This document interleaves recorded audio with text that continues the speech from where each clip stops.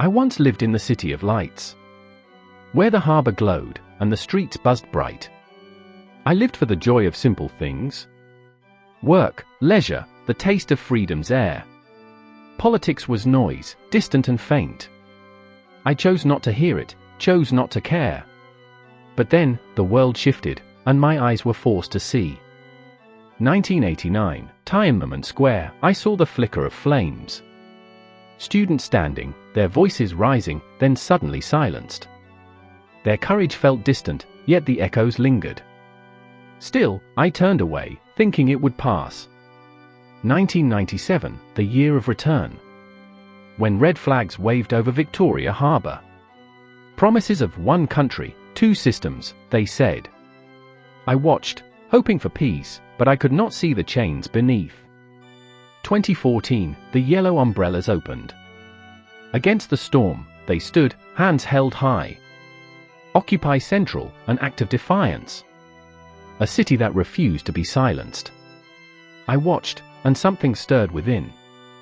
But still, I remained a step behind. 2019, the streets erupted. Not in chaos, but in desperate hope. Voices that would not be buried, faces masked yet unafraid. I saw them run, I saw them bleed, and I could no longer look away. I began to see what they saw. A future stolen, a freedom lost. From ignoring, to seeing, to feeling the pain. From turning my head, to turning my heart. I began to understand those who threw their lives into the fire. To fight for something unseen, but deeply felt. A dream of liberty that could not be crushed. Thomas Jefferson once said, "The tree of liberty must be refreshed from time to time, with the blood of patriots and tyrants." And I felt it, the blood of those who stood. In Paris, Kiev, Cairo, and here in Hong Kong.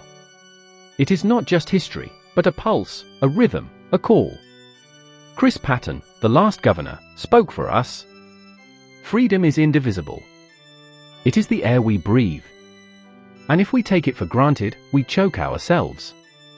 But now that air is thin, the room is closing. Dissent is punished, hope is smothered. In China, the grip tightens under dictator King 11. Voices are silenced, movements crushed. A dictatorship that casts a long, cold shadow. Not just over Hong Kong, but across the land. Will there be a dawn after this storm? Will Hong Kong find its light again? Perhaps if the chains that bind fall away. Perhaps if the iron hand loosens or breaks. Perhaps a return to where it once began. Back to the United Kingdom, a new start, a restart. A place where freedom can find its voice again. But until then, we wait, we hope, we stand.